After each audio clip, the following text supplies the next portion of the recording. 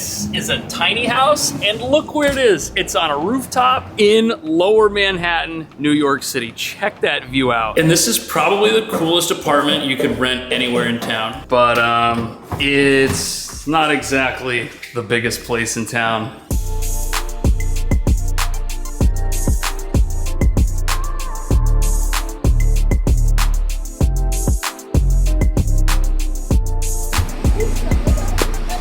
Welcome to Lower Manhattan. This is Soho. There's a ton of little restaurants and stuff over here, and really expensive stores like Vince.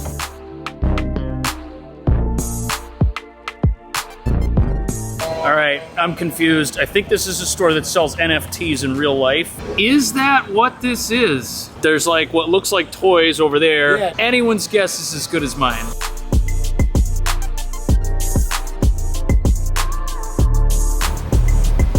I don't think this ATM works anymore. But if it did, would you give it a try? Would you feel safe putting your card in there?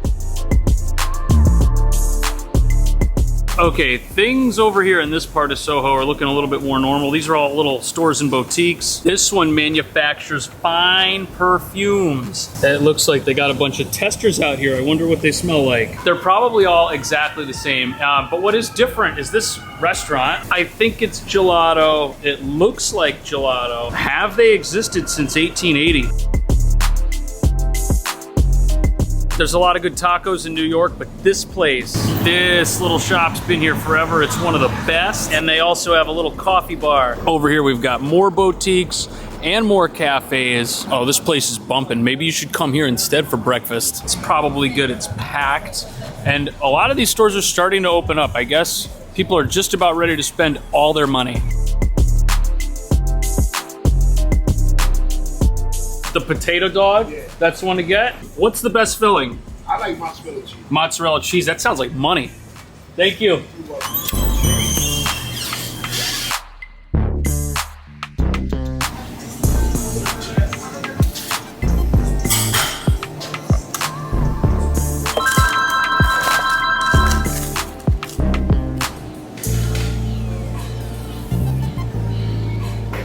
That was worth the 10 bucks. This place is right around the corner, little cupcake bake shop. This is the raspberry white chocolate cheesecake, and they have really good coffee here. This is gonna be super dangerous and also insanely delicious. This spoonful weighs like 5 pounds.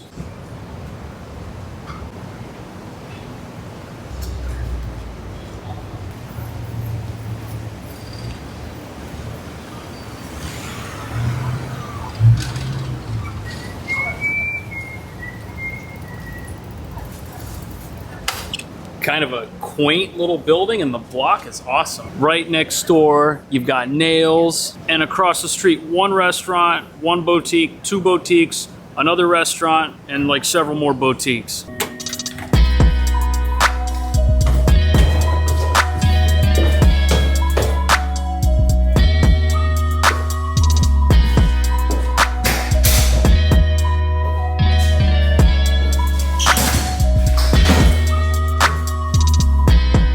Cool view, but does it get better up here?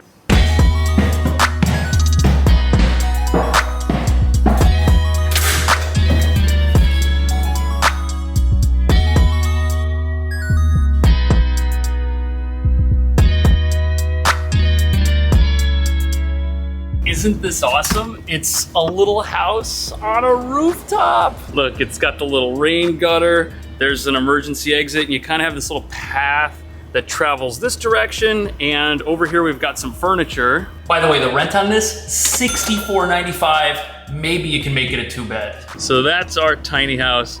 This is the neighbor's tiny house. So I guess this area is shared, but just imagine for a second, you come over here, you sit at that little table, and you look at that while you have your morning coffee. That's downtown. You can clearly see One World Trade, and you can see every other roof in the area too. We're on the 7th floor, so that means a building like this across the street, 1, 2, 3, 4, 5 stories. I guess if this isn't enough furniture for you, you could probably build this out. Definitely like a table of your own and a hammock for sure. These string lights, those are a nice touch. And look at this, you could totally put some plants and stuff over here and give yourself like a little outdoor garden. Now this ladder, this does lead to the building's fire escape system, but our door here has a couple of locks and a deadbolt. So as long as you do that, no one will be able to get in. It's got the protection plate up there too. It seems pretty secure to me. I wouldn't worry about that. Same security on the neighbor's door.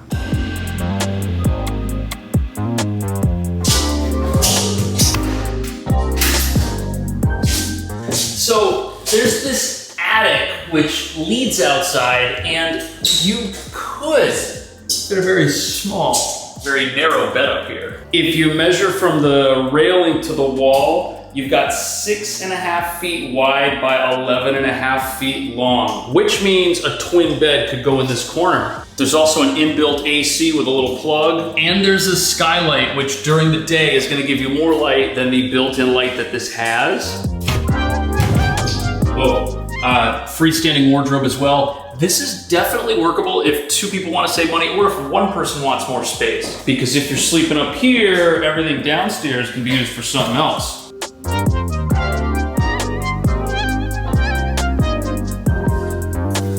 Okay. From the staircase to the wall, we've got 10.5 feet. And from the windows to the wall, we're looking at 12 feet. So this is definitely usable. It is so stunning in here. Does turning on the lights even do anything? But there's no eat-in kitchen. So your couch probably has to go here in this corner. Then you can put your entertainment center across. There's definitely room in here for a coffee table. And you see this space under the stairs? I think this area would be perfect for one of those folding leaf tables. You could put that and a couple stools under here and just fold it up when you need it, or you could have a table in this area. But I just feel like having something here would kind of get in the way of this window, this door, and your kitchen, and the staircase.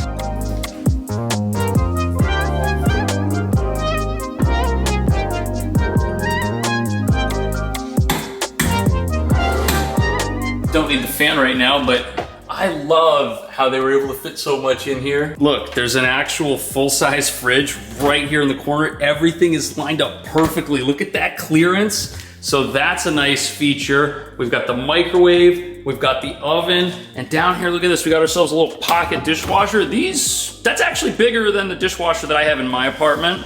And we've also got a sink sprayer. Wow, I'm hitting my head on that. I should have probably closed it. Speaking of cabinets, there's a decent amount of these. Look, they go up taller than most people can reach. There's more cabinets over here. They're not wasting any space. We've got this ledge, which could probably have an appliance. Yep, look at that. There's plugs for a coffee maker. And for some reason, there's a massive beverage cooler. That's a nice touch. What else would you put there?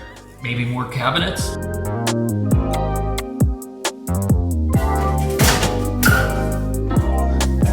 Laundry. Can you imagine if this place was $6,500 without laundry? But you've got the real deal here. Vented washer and dryer, separate units. And just like the kitchen, I'm impressed that this is so usable. There's a decent amount of room between everything. The sink is big. You've got a big medicine cabinet, so bathroom storage is not a problem. Look at this. You can actually see the part of the staircase there. That's what that slope is. Then we've got the throne over here in the corner. Okay, let's see what the shower is like. Are we on a mission to Mars in this thing? Kind of. Maybe it's a little small, but everything in here is well maintained. I like how they've got, you know, a decent looking shower head up here. That's good. There's a couple of soap trays. But would you rather have a bigger bathroom and a smaller living room? Because that's the alternative. They could build that out, but then it would come into this.